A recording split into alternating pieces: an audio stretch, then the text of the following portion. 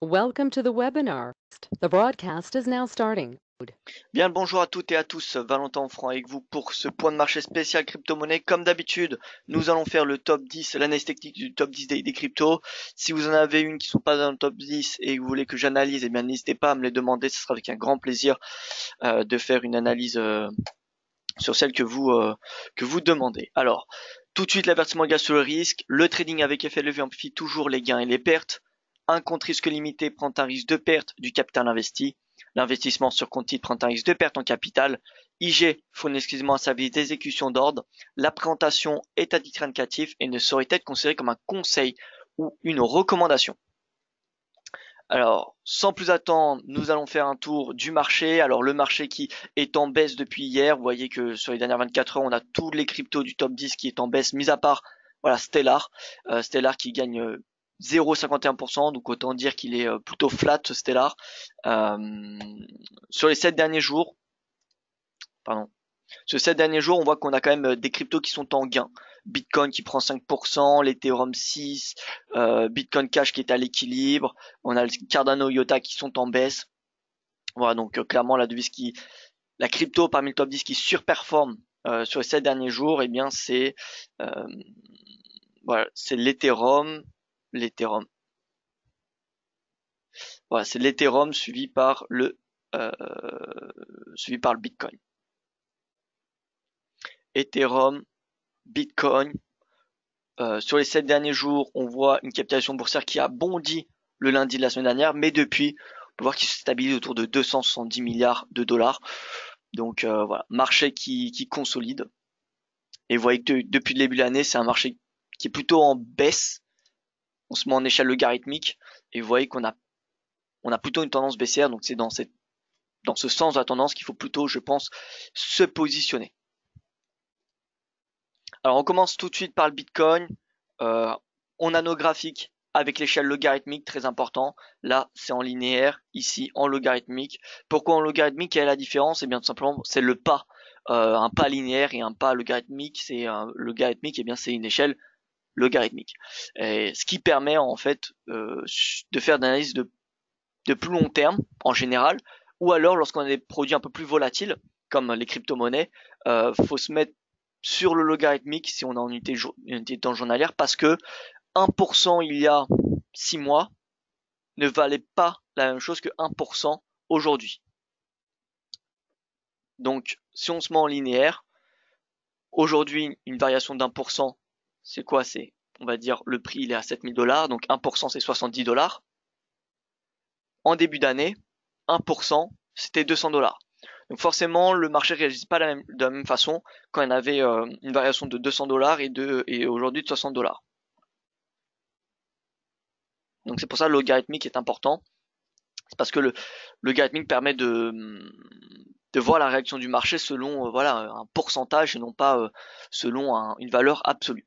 Donc normalement on utilise l'échelle logarithmique quand on fait une analyse sur de l'hebdo ou du mensuel des marchés actions ou des indices ou des devises, bien évidemment. Voilà, dès qu'on va sur les unités de temps de long terme, on commence à utiliser l'échelle logarithmique. Sur les produits plus volatiles comme les cryptos, on peut raccourcir sur du daily. Voilà, donc Bitcoin, on est en l'échelle logarithmique. La semaine dernière, on a eu, enfin c'est plutôt samedi, hein. Samedi, on a eu le Bitcoin qui a eu son RSI clôture au-dessus de 50, donc momentum dorénavant bullish. C'est la première fois depuis on voit le mois de mai qu'on a un momentum bullish. On a le cours qui clôture au-dessus de sa médiane. Donc c'est un signal haussier jusqu'à 7 750 $. Signal haussier jusqu'à 7 750 $, après que le cours ait marqué un plus bas de l'année il y a 2 semaines. Voilà, on avait une divergence bullish. Voilà, clairement signal haussier hein, sur le Bitcoin. Pas encore, on va pas encore viser 10 000 $, mais déjà un retour à 7 750 serait déjà bien. Donc voilà, bullish sur le Bitcoin. Bullish sur le Bitcoin, forcément c'est bullish également sur les autres cryptos. On a une divergence haussière. Par contre, sur l'Ethereum, on voit que le RSI n'a pas clôturé au-dessus de 50. Donc ça c'est un petit peu ce qui manque. J'ai envie de dire pour que le marché des cryptos vraiment rebondisse de façon sereine. Voilà, il faut des signaux qui convergent et on sait que l'Ethereum et le Bitcoin, c'est on va dire les deux cryptos majeurs. Donc si on a des signaux qui convergent entre ces deux cryptos, eh bien on a tout un marché qui va en profiter. Or là, pour le moment, on n'a que le Bitcoin qui émet des signaux positifs. Donc c'est déjà bien. Mais on voit que l'Ethereum a encore un momentum baissier et son prix est sous la médiane de son canal de Dongshan. Donc, pour moi, on n'a pas de signal bullish sur l'Ethereum. On a une divergence qui signale qu'on pourrait avoir une hausse, mais pour le moment, on ne l'a pas. Donc il faudrait, l'idéal serait que l'Ethereum clôture au-dessus de sa médiane du canal de Dongshan que vous voyez en bleu, qui est actuellement aux alentours des, voilà, des 400, 499, voilà, 500 dollars. Et enfin que le RSI clôture au-dessus de 500, 550, pardon. Si on a cela, on a des signaux qui convergent et on aura donc une hausse. On pourra viser voilà, on va dire 600 dollars sur l'Ethereum et 7750 comme je vous l'ai dit sur le Bitcoin. Voilà, donc on va continuer, on va reprendre les crypto-monnaies, le top 10, continue avec XRP puis Bitcoin Cash. XRP USD. Bonjour, je découvre l'univers des crypto-monnaies. Est-ce que les crypto-monnaies sont corrélées entre elles ou corrélées avec d'autres actifs comme un indice, une matière première, une devise majeure ou mineure? Alors, les cryptos sont énormément corrélés entre eux. Si vous regardez, là, on est sur le troisième crypto-monnaie et les graphiques se ressemblent beaucoup. On a eu un pic en décembre, janvier, et depuis, le marché qui est en baisse. On retrouve les mêmes creux et les mêmes pics depuis. Donc oui, ils sont extrêmement corrélés, ces crypto-monnaies. En tout cas, moi, quand je dis les crypto-monnaies, je fais bien référence au top 10, je fais pas référence voilà, ou par exemple au Bitcoin Diamant, que je n'ai jamais regardé. Je parle bien du top 10, que j'appelle un petit peu les majeurs. Après, voilà, c'est propre à moi, c'est pas une règle universelle. Mais les top 10 sont extrêmement corrélés. EOS a eu un moment où il y a eu une décorrélation, étant donné qu'il y a eu beaucoup de spéculation sur cette crypto-monnaie en mars-avril. Mais depuis, voilà, on retrouve globalement les mêmes comportements des investisseurs sur toutes les crypto-monnaies. Enfin, sur le top 10 des crypto-monnaies, excusez-moi. Donc voilà, on retrouve les mêmes creux, les mêmes sommets. Par contre, il y a une amplitude qui est différente. Il y a EOS qui va être peut-être un petit peu plus volatile. Enfin, déjà, les crypto-monnaies en général, c'est volatile. Mais par rapport au Bitcoin, EOS l'est encore plus. Voilà. Mais en tout cas, on retrouve vraiment moi personnellement, mon observation que je fais maintenant, ça fait quand même pas mal de webinaires crypto-monnaie que je fais, et je vois que le marché, concrètement, les cryptos qui guident le marché, c'est l'Ethereum et le Bitcoin. Si on a l'Ethereum et le Bitcoin qui sont bullish, on a un marché qui est bull. Si on a le Bitcoin et l'Ethereum qui sont bearish, on a un marché qui est baissier. On a quasiment tous les cryptos qui sont baissières. Donc voilà, vraiment Bitcoin et l'Ethereum, c'est les leaders du marché. Pour le moment, on a le Bitcoin qui est bullish, l'Ethereum qui n'a pas encore émis ses signaux haussiers, mais si l'Ethereum émet des signaux haussiers, dans ce cas-là, on va avoir un marché qui devrait rebondir. Là, pour le moment, on a un marché consolide. C'est déjà bien, étant donné que les dernières semaines, le marché était plutôt en baisse. Donc voilà. XRP, donc on voit, on a un RSI encore bien bearish, alors que celui du Bitcoin est au-dessus de 50, que celui de l'Ethereum test 50, celui du XRP 41. Voilà, donc moi je suis assez sceptique, comme vous le savez, sur le XRP, hein, pas d'un point de vue technologique, mais d'un point de vue voilà, des personnes qui gèrent le XRP, c'est la startup Ripple qui possède 60% des XRP. Donc en clair, elle peut faire ce qu'elle veut. La startup peut faire ce qu'elle veut de sa crypto-monnaie. Donc c'est pas un marché qui est très comment dire très sain selon moi. C'est pour cela que je préfère rester assez à l'écart et que je suis un peu pessimiste sur cette crypto-monnaie. Et c'est pour cela peut-être que le momentum, vous voyez, est beaucoup moins bullish, il est plus bearish que les autres crypto-monnaies, enfin que le Bitcoin ou que l'Ethereum. Donc voilà, et vous voyez que par rapport à sa médiane, il est également assez éloigné. Donc XRP, voilà, si on a le RSI du Bitcoin et de l'Ethereum qui franchissent tous les deux 50, le XRP, bien évidemment, sera tiré vers le haut. Et le premier objectif sera rejoindre les 0,54, puis 0,6568. On n'aura pas forcément besoin d'attendre que son RSI franchisse 50. Voilà, ce qu'il faut comprendre, c'est on attend les signaux de deux crypto-monnaies. Celui du Bitcoin, où on a déjà les signaux, c'est-à-dire RSI au-dessus de 50 et prix au-dessus de la médiane du canal Donchamp. Il manque plus que celui de l'Ethereum. Il manque plus que l'Ether, franchisse la médiane de son canal de Donchian et que son RSI franchisse 50. Si c'est le cas, on n'aura pas besoin d'attendre ces signaux-là sur les autres crypto-monnaies pour les payer. Donc XRP, on pourra passer à l'achat parce que c'est tout le marché qui va en profiter. Donc vraiment, on pourrait limite s'arrêter à l'analyse technique du Bitcoin et Ethereum. Mais voilà, on va continuer. Et pour les autres, je vais pas faire un point sur le RSI parce que bon, à part si ça vaut vraiment la peine, mais on va juste noter les niveaux de résistance et les objectifs si l'Ethereum et le Bitcoin ont tous les deux leur RSI au-dessus de 50 et leur prix au-dessus de la médiane du canal du Donchian. C'est vraiment les deux critères. Donc, BCH USD, la résistance sera à 866 puis 1089. En fait, on y recherche tout simplement le plus haut des 30 derniers jours. Voilà, plus haut des 30 derniers jours, c'est un bon objectif comme vous pouvez le constater. La dernière fois où on avait eu ce genre de signal, donc je rappelle, c'est RSI qui clôture au-dessus de 50 sur le Bitcoin, pardon. Donc Bitcoin et Ethereum. Celui du Bitcoin, ça a été fait le 12 avril. L'Ether, ça avait été fait le 12 avril aussi. Donc on revient sur le 12 avril. Voilà, le 12 avril, vous voyez que son RSI, ça nous permettait de rentrer beaucoup plus tôt que si on avait attendu que le RSI du Bitcoin Cash dépasse 50. Et étant donné que c'est que le marché est corrélé, on voit que le Bitcoin Cash, finalement, il est plus ou moins en retard. En fait, il a peut-être voilà une semaine de retard sur le Bitcoin et Ethereum. Donc ça pourrait être finalement une meilleure opportunité de se positionner sur le Bitcoin Cash plutôt que sur le Bitcoin et l'Ethereum. Donc voilà, manque plus que l'Ethereum, je le rappelle encore une fois, que son RSI dépasse 50 et que son prix la médiane du canal Donchian pour payer le Bitcoin Cash. Et l'objectif sera au minimum, vous voyez, le plus haut des 30 derniers jours. Bon, ce sera la première prise de bénéfice. On continue EOS Litecoin, EOS USD. EOS USD, pareil, RSI sous 50. La valeur des 30 derniers jours, 14,20, 14,12. Alors pour avoir le plus haut des 30 derniers jours, vous avez simplement à mettre en place le canal Donchian à 30 périodes.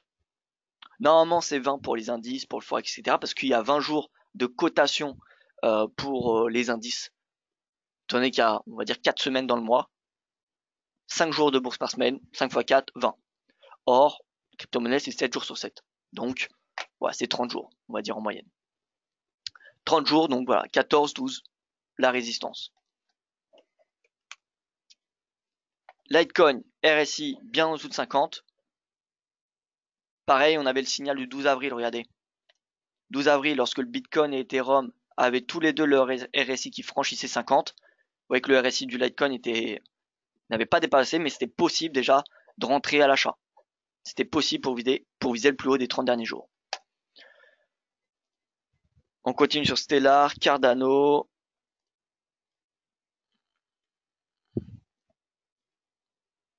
Stellar. Alors. Voilà, Stellar.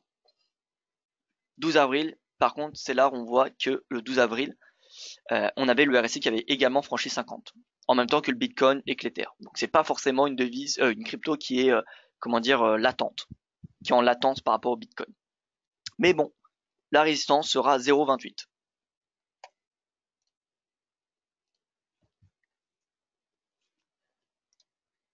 ADA USD, pareil, 12 avril, RSI qui franchit 50. Plus haut, bon là en l'occurrence c'était pas très intéressant, mais on peut voir qu'on a eu un petit bull market, on va dire, un petit rebond en tout cas. Qu'est-ce qu'on avait eu? On avait tout simplement, par rapport au plus haut, ouais, on avait une correction d'à peine, bon, je sais même pas c'est combien de pourcents. On avait un bond de 233% et par rapport au signal bullish, on avait un bond de environ 95%. Donc le prix qui avait doublé. Donc on peut très bien imaginer qu'au prix actuel, un bond 95%, ça fait assez élevé quand même. Donc on se contenterait du plus haut des 30 dernières périodes dans un premier temps.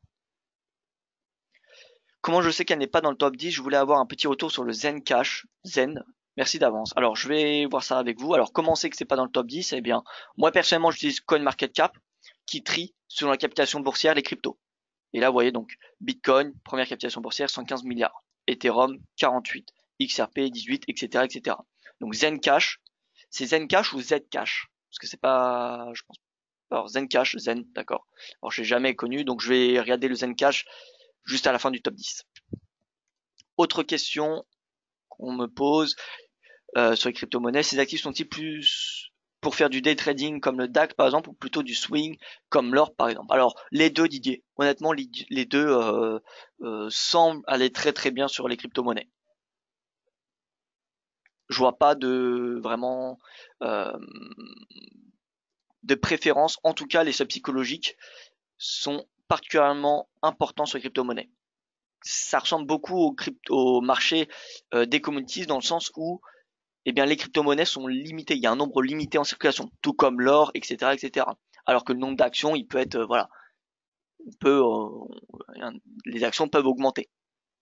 Alors que le Bitcoin, on sait qu'il y aura 21 millions de jetons et pas plus.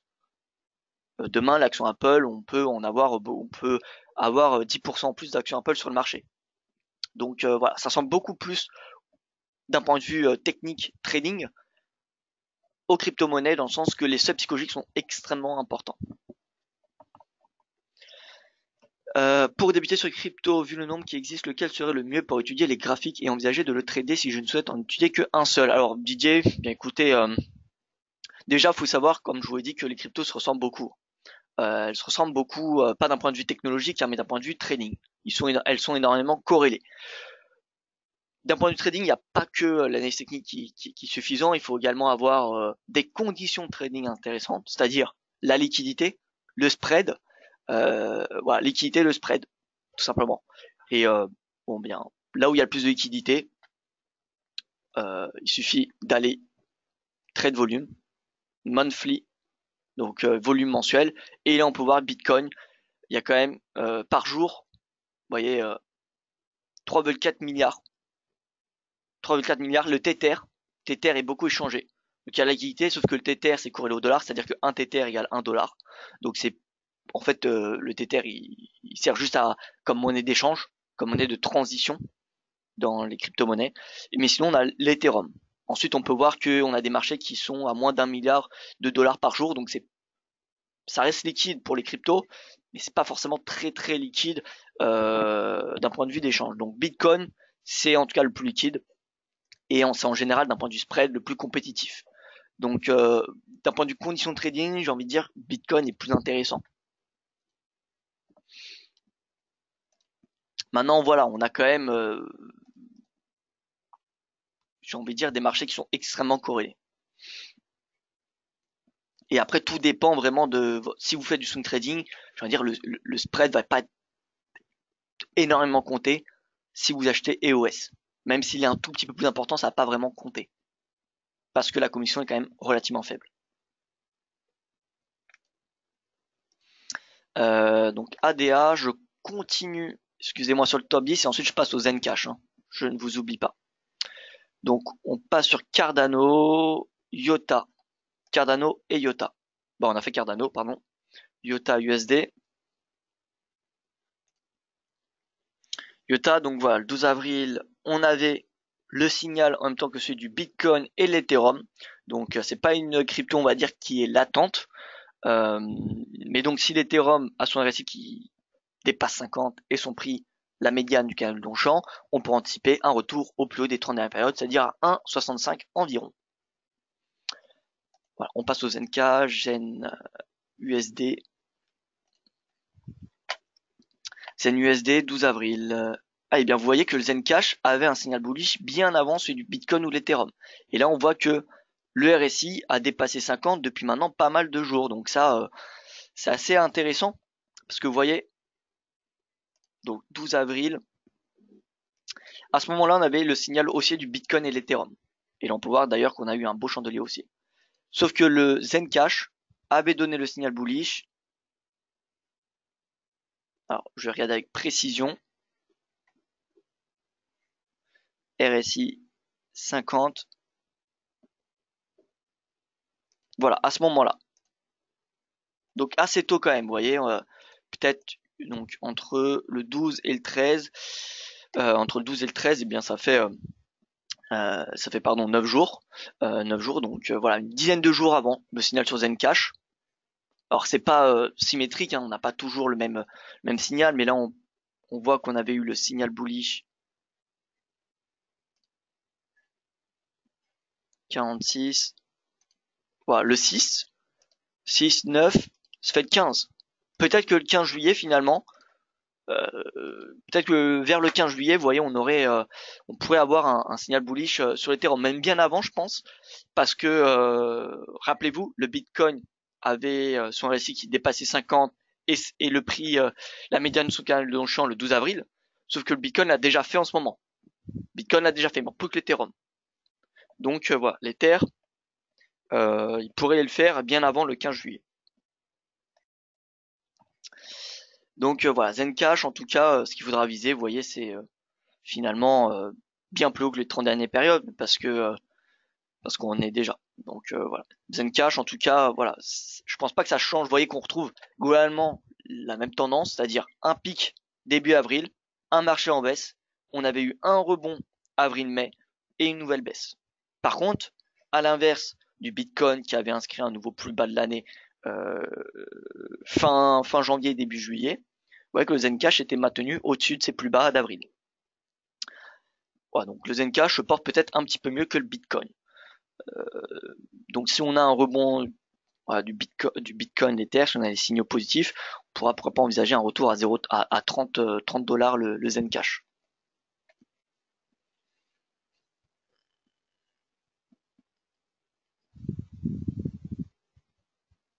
Voilà, maintenant pas de, je pense pas qu'on peut s'attendre à ce que le marché, comment dire, rebondisse de façon majeure tant que voilà, on reste dans un marché baissier, que ce soit au niveau de la captation boursière ou que ça soit au niveau de cette oblique. Vous voyez qu'on va étendre.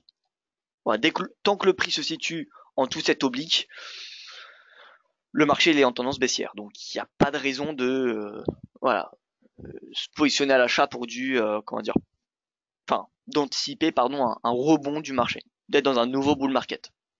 Là, ce qu'on peut attendre si le Bitcoin et Ethereum franchissent tous les deux leur médiane de leur canal d'Onchamp et que leur RSI franchisse 50, on peut s'attendre à un rebond dans le cadre de la tendance baissière, c'est-à-dire une petite correction de la tendance baissière. Mais on va pas s'attendre à ce qu'on rentre dans un nouveau bull market. Comme je vous le dis à tous les points de marché crypto-monnaie, pour qu'il y ait un nouveau bull market, faut qu'il y ait un afflux des investisseurs. Pour qu'il y ait un afflux des investisseurs, faut qu'il y ait une confiance des investisseurs. Faut qu'il y ait un retour de la confiance, parce que la confiance a été quand même pas mal impactée depuis le début de l'année. On a eu quand même quelques piratages de plateformes, on n'a pas d'avancée sur la régulation mondiale, on a des légères avancées sur le point technologique, ce qui est bien, mais pour le moment, on n'a pas non plus d'entreprise majeure qui vient soutenir les cryptos. On n'a pas par exemple Amazon qui a annoncé à accepter les paiements en crypto-monnaie.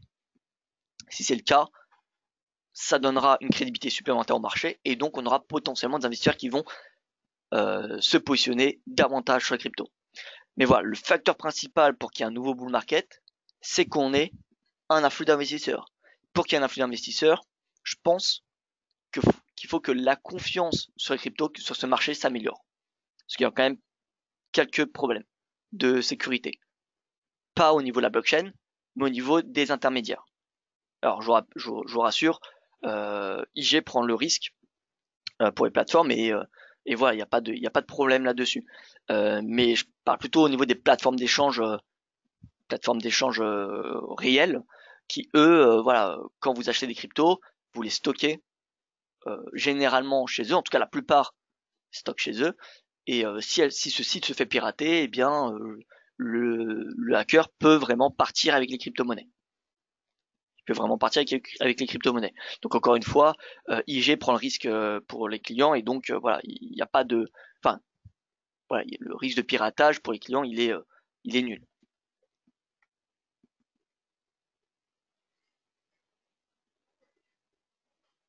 Voilà donc pour cette analyse crypto-monnaie.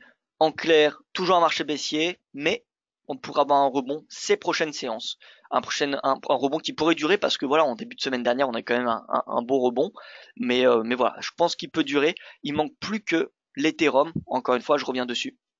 L'Ethereum est un RSI qui dépasse 50 et son prix qui dépasse sa médiane à 30 périodes. Sa médiane en bleu, qui est actuellement à 500$. Si on a le prix qui clôture au-dessus de 500$ et le RSI au-dessus de 50, on devrait avoir un rebond du marché de l'ordre de 20-30% de la capitalisation boursière, voire même plus. Et donc, il faudra viser le plus haut des 30 dernières périodes sur voilà, la crypto que vous souhaitez parce qu'on a quasiment un marché qui est corrélé.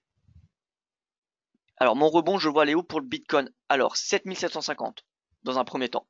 7750, ça me semble raisonnable. Vous voyez, c'est une résistance mensuelle. C'était un plus haut des 30 dernières périodes. Donc, voilà, 7750, ça serait le premier objectif aussi. Voilà, maintenant, d'ici là, je pense qu'on aura, ça sera pas avant la fin de semaine. Donc, on aura l'occasion d'en reparler lundi prochain. Voilà, écoutez, merci à vous pour votre attention. J'espère que ça vous aura plu. Bonne journée.